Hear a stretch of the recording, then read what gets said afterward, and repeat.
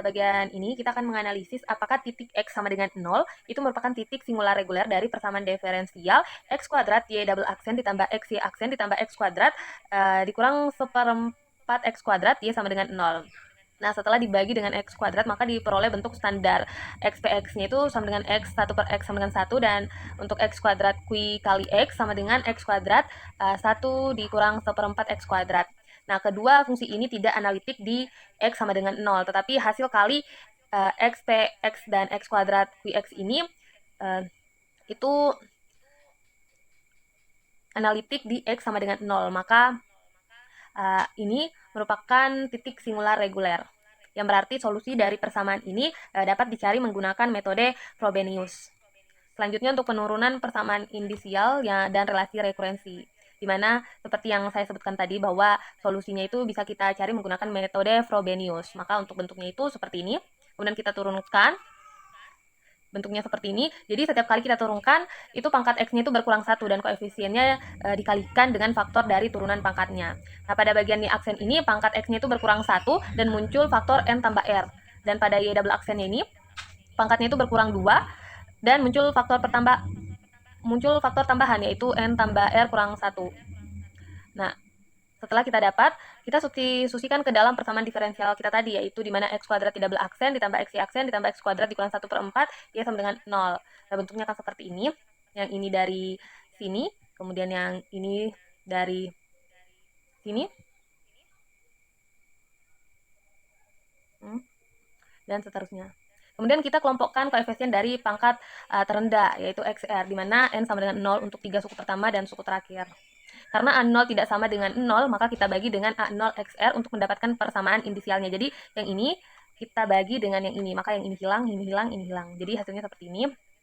Maka kita dapat akar-akar indisialnya itu di mana R1-nya itu 1/2 dan R2-nya itu min 1/2.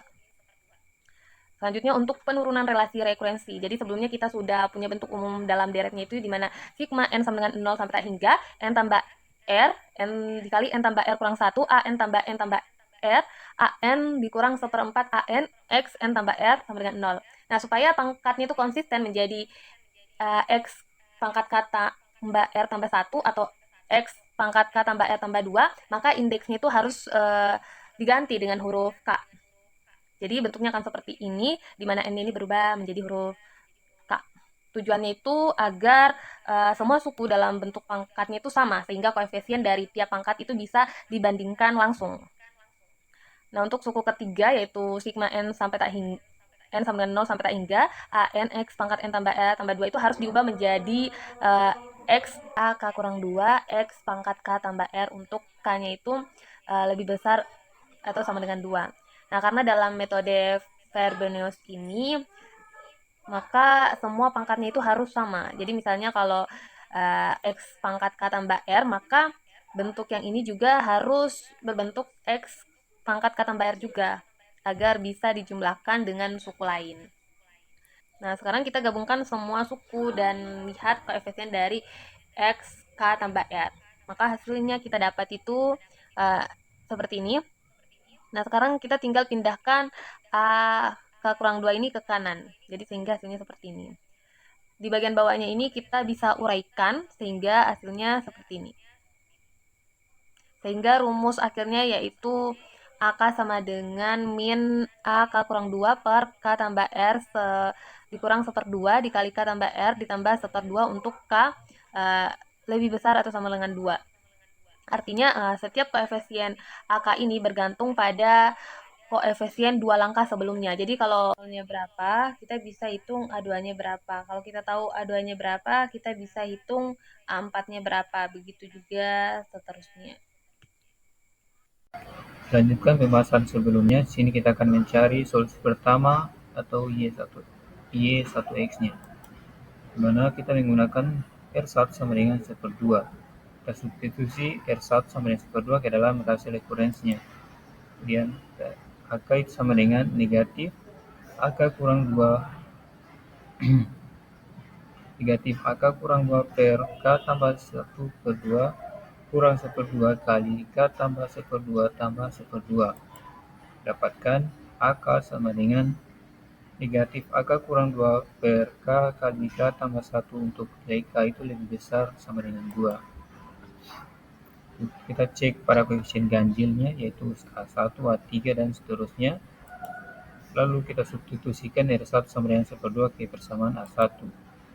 Maka 1 tambah 1/2 pangkat 2 kurang 1/4 A1 sama dengan 0, di mana 2A1 sama dengan 0. Untuk nilai A1 sama dengan, kita dapatkan nilai A1 sama dengan 0.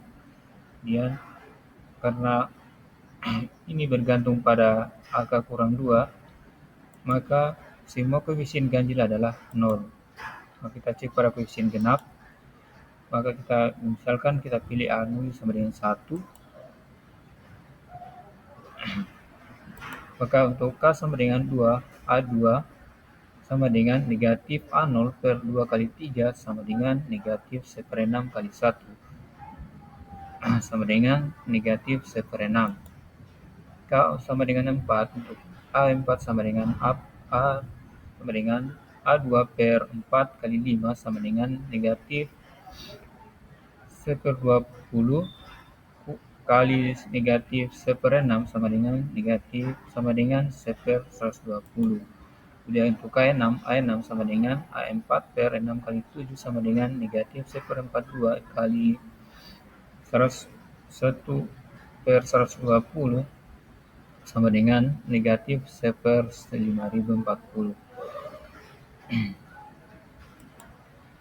Untuk bentuk solusi Y1X-nya, di mana Y1X sama dengan X per 2 untuk nilai N sama dengan 0 menuju tak hingga AN X pangkat N.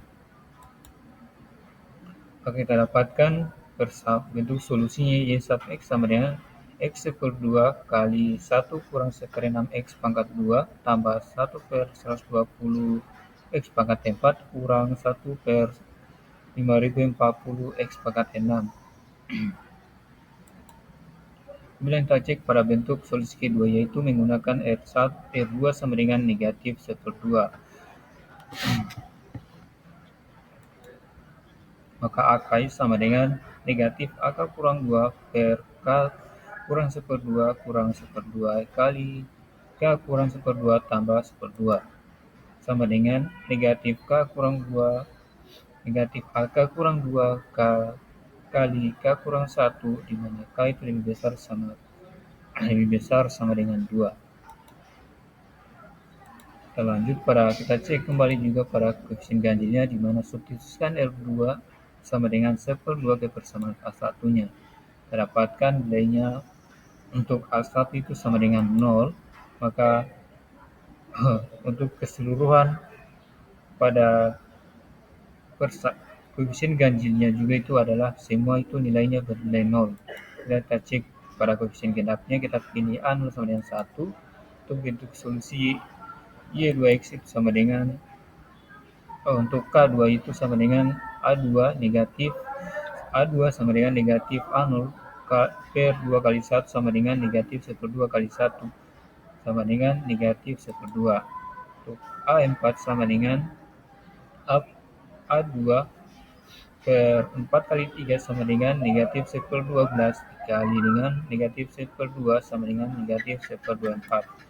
Maka untuk A6 itu sama dengan A4 per 6 kali 5 sama dengan negatif 1/30 dikali dengan 1/24 sama dengan negatif 1 per 720. Maka untuk bentuk solusi dari Y2X sendiri adalah X pangkat negatif 1/2 kali 1 kurang 1/2 X kuadrat tambah 1 per 24 X pangkat 4 dikurang 1 per 720 X pangkat 6. Kemudian perbedaan akar-akar tersebut adalah untuk R1 dikurang R2 itu kita tentukan di sini apakah dia itu solusi ganjil atau bukan. Maka kita cek, kita dapatkan tadi, yaitu kita kurangi R1 dikurang dengan R2. Maka kita substitusikan nilainya sama dengan 1/2 dikurang negatif 1/2 itu sama dengan 1/2 tambah 1/2 hasilnya adalah 1. Karena di 1 adalah bilangan bulat positif, maka R1 kurang 2 adalah bilangan bulat.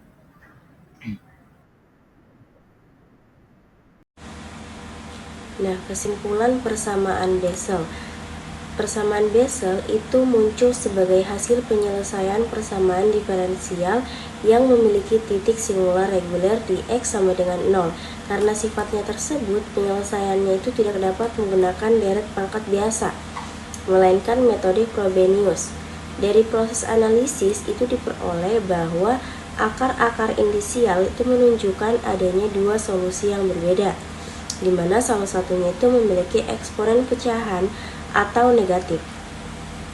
Solusi pertama atau fungsi Bessel jenis pertama itu bersifat terbatas di sekitar X sama dengan 0 dan menunjukkan pola osilasi yang meredup seiring bertambahnya X. Kemudian solusi yang kedua atau fungsi Bessel jenis kedua itu umumnya tak hingga atau singular di titik X sama dengan 0 secara umum.